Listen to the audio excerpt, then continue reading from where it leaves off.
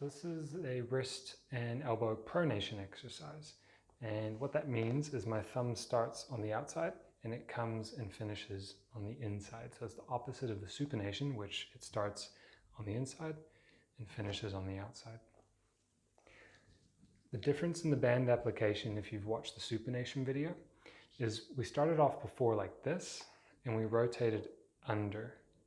The difference with this one is the band starts wrapped around the thumb, but then we pull the band under the wrist like this.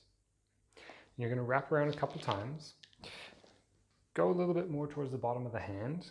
If you go right down on the wrist here, you're just going to cut off all your blood supply. And start feeling a tingly hand pretty quick. So, a couple wraparounds there.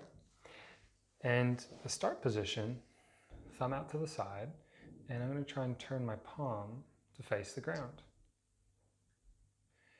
You can see the synergy with this movement in that it's internal rotation of the shoulder.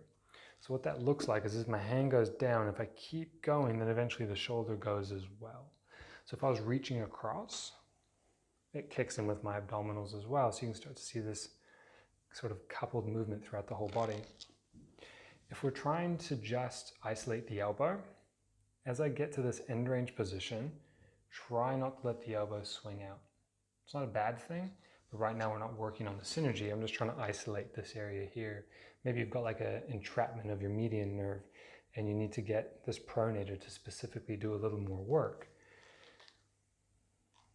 Bending the elbow and twisting in so that it doesn't swing out this way. If you need to add a little more resistance to your end range position, you can use the dumbbell again, offset with the weight, and start in this outer range position. The difference here is we have your pronator teres and your quadratus up here, and if I'm in an elbow extended position, it makes it harder to use my pronator.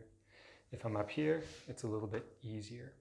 So if you have maybe like a median nerve issue, I'd be working up in this position and progressing to here. If you've got a loss of pronation, check where it is. If it's in this position, then work this one. If it's out here, then work here. And you just take the weight and up to halfway. The only reason we really go to halfway is once you tip over to the other side, it becomes an exercise for the opposite muscles.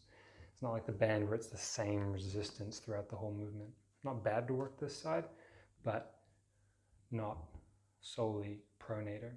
So we're just going to work to halfway until we feel fatigue in through this area and down in this area here, just below the wrist.